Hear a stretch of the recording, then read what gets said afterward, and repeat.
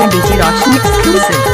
तोर चटक मटक रेंगना भड़ खुले वो नखरा वाली मोमालाली मोला मोहिडारे वो नखरा वाली मोमालाली मोला मोहिडारे।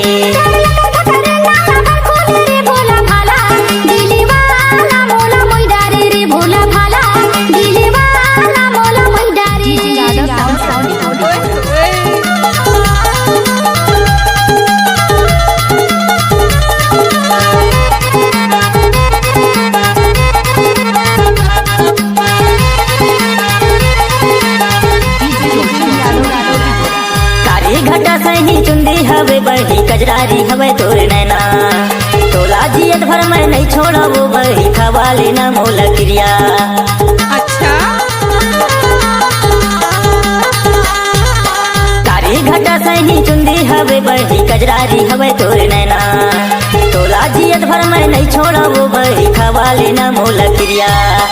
तोर बिना मैं हमर जाहूँ वो नगरा वाली मोमालाली मोला मोहिडारे वो नगरा वाली मोमालाली मोला मोहिडारे। हमको कुछ बोले क्या? नाच ना वो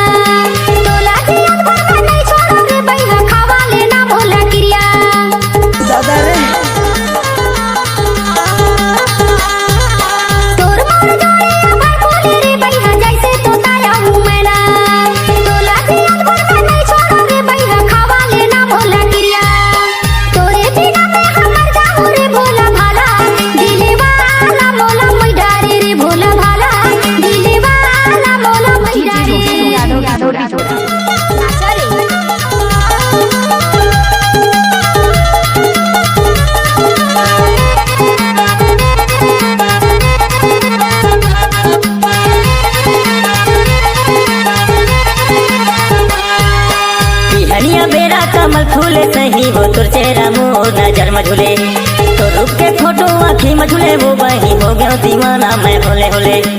अच्छा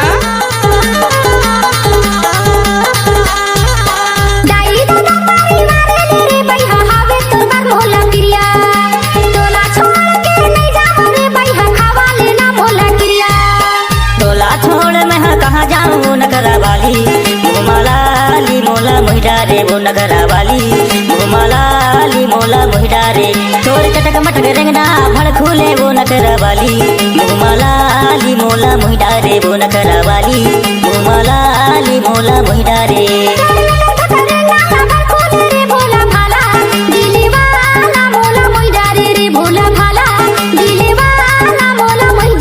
मोमालाली मोला मोहिडारे वो नगरा वाली मोमालाली मोला मोहिडारे।